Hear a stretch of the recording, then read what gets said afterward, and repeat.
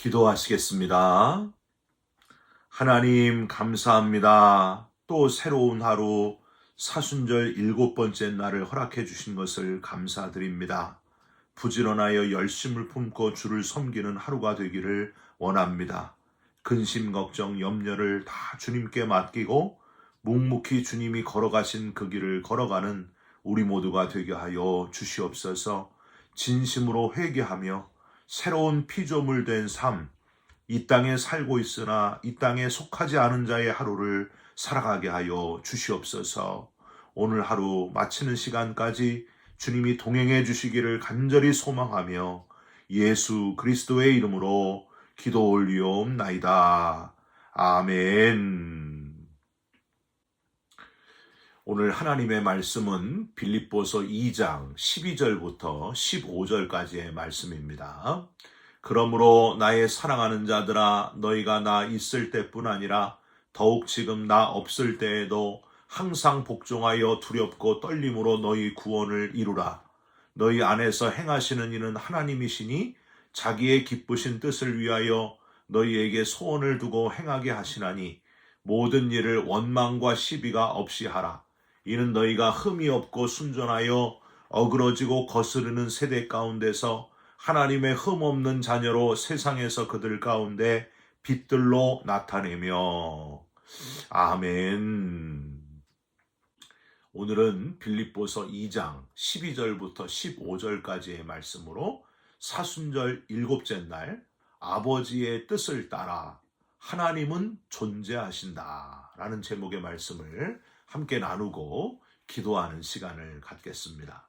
프랑스 국립도서관에 보관되어 있는 31살 남자가 쓴 약 600여 자 정도가 되는 짧지만 아주 뜨거운 신앙 고백의 글이 있습니다.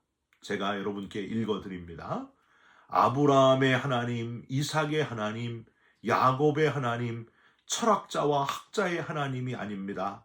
확신, 감격, 기쁨, 평화, 예수 그리스도의 하나님, 예수 그리스도의 하나님, 나의 하나님, 그리고 너의 하나님, 너의 하나님은 나의 하나님이 되리라. 하나님 외에 이 세상 온갖 것에 대한 일체의 망각, 하나님은 오직 복음서에서 가르치신 길에 의해서 알 수 있을 뿐입니다.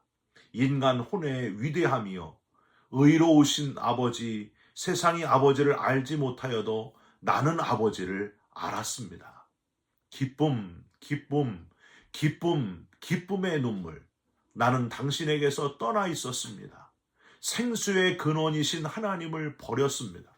나의 하나님, 어찌하여 나를 버리셨나이까? 이제 나는 영원히 당신을 떠나지 않겠습니다. 영생은 곧 유일하신 참 하나님과 당신이 보내신 자 예수 그리스도를 아는 것입니다. 예수 그리스도. 나는 당신을 저버리고 피하고 부인하고 십자가에 못 박았습니다. 이제 나는 절대로 당신에게서 떠나지 않겠습니다. 당신은 오직 복음서를 통해서만 알 수 있습니다. 일체의 모든 것을 기쁘게 포기합니다. 예수 그리스도와 나의 지도자에게 전적인 순종, 이 땅에서 잠깐의 노력을 통해 얻는 영원한 기쁨, 나는 당신의 말씀을 결코 잊지 않겠습니다. 아멘. 여러분, 누가 쓴 글일까요? 세계 최고의 수학자요, 프랑스의 천재라고 불리면서 심리학자, 수학자, 과학자, 신학자, 물리학자, 발명가, 작가, 철학자, 통계학자 등으로 손꼽히는 팡세의 작가 파스칼이 썼던 그 고백입니다. 파스칼이 31살 때 썼던 고백이에요. 그는 1654년 11월 23일 저녁 10시 30분부터 다음날 새벽 0시 30분 사이에 살아 역사하시는 놀라운 성령의 역사를 체험하고 즉시 이때의 감격을 놓칠세라 종이에 적고 양피지에 정설해가지고 평소에 자주 입고 있던 옷의 안쪽에 바늘로 꿰매어 깊이 간직해 놓았습니다. 죽을 때까지 아무에게도 이게 공개되지가 않았어요. 파스칼이 죽은 뒤에 비로소 이 메모가 발견이 되었는데요. 누구보다도 하나님의 살아계심을 확신하면서 소망의 삶을 살았던 파스칼. 여러분, 이 파스칼의 고백에서도 들으셨겠지만은 하나님을 알게 된 것, 하나님의 존재하심을 저와 여러분도 분명히 깨닫게 됨으로부터 오는 그 엄청난 기쁨을 놓치지 않는 놀라운 기쁨, 항상 그 기쁨이 계속되시기를 주님의 이름으로 부탁드립니다. 요한복음 17장 3절에 영생을 뭐라고 했습니까? 영생은 곧 유일하신 참 하나님과 그의 보내신 자 예수 그리스도를 아는 것이라고 했습니다. 호세아 선지자는 호세아 6장 3절에 이렇게 권면해요. 그러므로 우리가 여호와를 알자, 힘써 여호와를 알자. 그의 나타나심은 새벽빛같이 어김없나니 비와 같이 땅을 적시는 늦은 비와 같이 우리에게 임하시리라 하니라. 하나님은 모든 만물보다 먼저 계시고 만물을 지으신 분이셔서 새벽 빛이 변함없이 비추는 것처럼 우리 모두에게 변함없이 분명하게 임하시는 분이시고 땅을 촉촉히 적시는 비와 같이 모든 만물을 살아나게 하는, 모든 만물을 소생시키는 생명이시다 하는 걸 깨달으라 하는 그런 권면입니다. 헨리 나우에는 하나님의 존재를 알기 전에는 내가 존재한다는 사실이 곧 내게 중심 요소였다 이렇게 표현합니다. 내 마음은 내 자신의 존재로 가득하며 늘 자의식에 갇혀있는 상태가 바로 하나님을 알기 전의 상태다 하고 표현해요. 내가 내 삶의 주인이고 온 우주의 중심이 바로 자기 자신이라는 거예요. 하나님을 모르니까. 여러분 혹시 단학이라고 들어보셨습니까? 단학, 단월드. 대한민국의 신종교로 분류되는 주식회사 이름이 단월드입니다. 명상, 기체조, 뇌교육에 검증되지 않은 명상훈련을 하는 종교다 이렇게 말할 수 있는데 고등학교 때 미술 선생님이 이 단학 신봉자였어요. 그래서 가르치는 모든 학생들에게 1시간은 미술 수업을 하고 1시간은 책상 위에 올라가서 양반다리를 하고 기체조, 기훈련을 시켰습니다. 지금도 정확하게 기억이 나는데요. 이렇게 손을 이렇게 모으고요.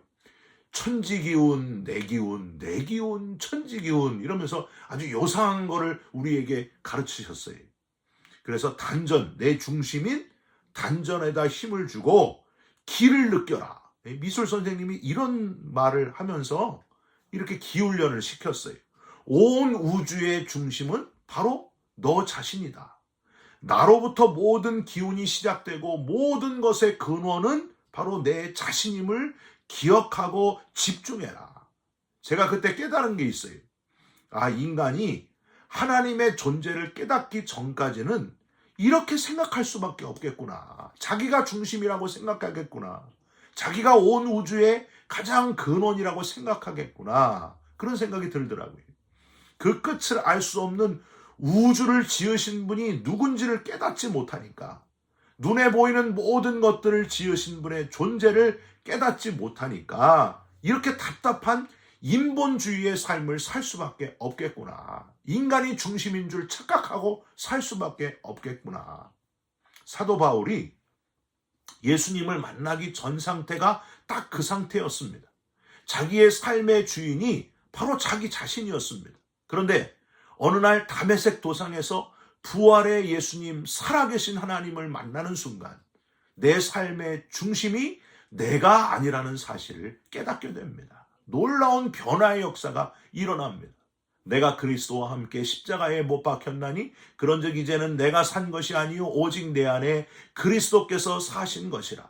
이제 내가 육체 가운데 사는 것은 나를 사랑하사 나를 위하여 자기 몸을 버리신 그리스도 예수를 믿는 믿음 안에서 사는 것이라. 그런즉 누구든지 그리스도 안에 있으면 새로운 피조물이라. 이전 것은 지나갔으니 보라 새 것이 되었도다. 나만 아는 내 삶의 중심이 나인 줄 알았던 그 지난날의 어리석은 삶, 껍데기의 삶을 이제는 벗어버리고 이제는 그리스도께서 내 중심이 되시는 삶, 온전한 삶을 살게 되었던 사도 바울의 고백입니다. 헨리 나우에는 나 중심의 삶에서 벗어나 하나님의 존재하심을 깨닫게 되면 내 존재가 중심이 되지 않고 나는 없어지고 내 안에 하나님으로 채워진다. 하나님의 사랑으로 꽉 채워지는데 그때 우리가 바라게 되는 것은 오직 한 가지만 바라보게 된다. 그게 뭘까요? 그 하나님의 사랑 안에 머무는 것.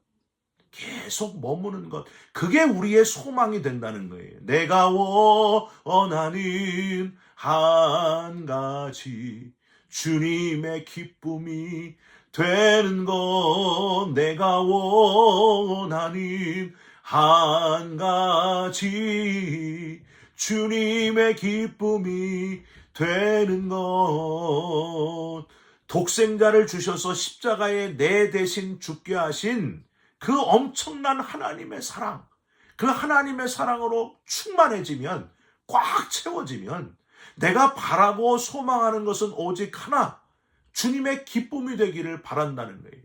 주님의 기쁨이 되기를 소망한다는 거예요. 사랑하는 성도 여러분, 오늘도 아니 내일도 순간순간 하나님의 사랑 안에 계속 머무시기를 주님의 이름으로 부탁드립니다. 그 사랑으로 충만해지고 그 사랑으로 꽉 채워지시기를 간절히 주님의 이름으로 부탁드립니다. 사도 바울은 하나님의 사랑 안에 머물면서 사는 하나님의 자녀의 삶은 어떠해야 될지를 오늘 우리가 앞에서 처음 읽은 본문에서 이렇게 표현을 합니다. 12절, 그러므로 나의 사랑하는 자들아 너희가 나 있을 때뿐 아니라 더욱 지금 나 없을 때에도 항상 복종하여 두렵고 떨림으로 너희 구원을 이루라. 하나님께 복종하며 구원을 이루면서 살라고 하는 권면이에요. 여러분, 나의 구원을 지금 이루어가면서 살고 계십니까? 또한 다른 이를 구원하면서 다른 사람의 구원도 이루어가면서 살고 계십니까? 꼭 그렇게 되시기를 간절히 바랍니다. 13절, 너희 안에서 행하시는 이는 하나님이시니 자기의 미쁘신 뜻을 위하여 너희에게 소원을 두고 행하게 하시나니. 즉 하나님이 하나님의 사랑 안에 머무는 너희에게 행하게 하시는 게 뭐냐? 14절, 모든 일을 원망과 시비가 없이 하라. 사랑하는 성도 여러분, 원망하고 불평하고 싸우려고 하고 그것을 그치시기를 간절히 부탁드립니다. 그거 하나님이 원하는 게 아니에요. 사람 미워하고 시기하고 질투하고 분노하고 막 혈기 부리고 하나님이 원하시는 게 아닙니다. 내 자존심, 내 성격, 내 혈기, 내 모든 것들을 다 내려놓으시기를 주님의 이름으로 부탁드립니다. 마지막 15절, 이는 너희가 흠이 없고 순전하여 어그러지고 거스르는 세대 가운데서 하나님의 흠 없는 자녀로 세상에서 그들 가운데 빛들로 나타내며 흠이 없고 순전한 하나님의 자녀가 되라. 흠 없고 존귀한 자녀로 세상을 비추는 어둠의 세상, 암흑의 세상, 어그러지고 거스르는 그 세상에 생명을 주는 빛으로 그렇게 우리가 나타나기를 하나님이 원하신다 하는 겁니다. 여기가 맞다, 이리로 오면 분명히 살 수 있다 하고 암흑 바다에 등불을 비추는 등대와 같이 저와 여러분이 그런 역할을 하시라는 거예요.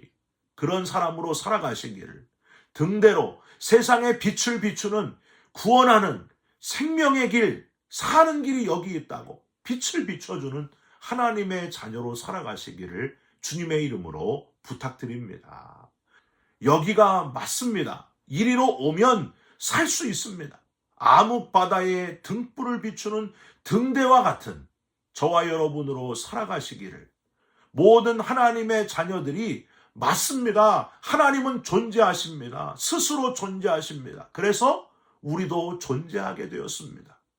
그리고 영원히 우리가 또한 존재하게 될 겁니다. 부활의 그런 존재가 될 겁니다. 이렇게 고백하고, 그리고 그 빛의 사명을 잘 감당하셔서 더 많은 사람들이 영원히 사는 존재가 되도록 사명을 감당하는 저와 여러분들이 되시기를 주님의 이름으로 축원드립니다. 기도하겠습니다.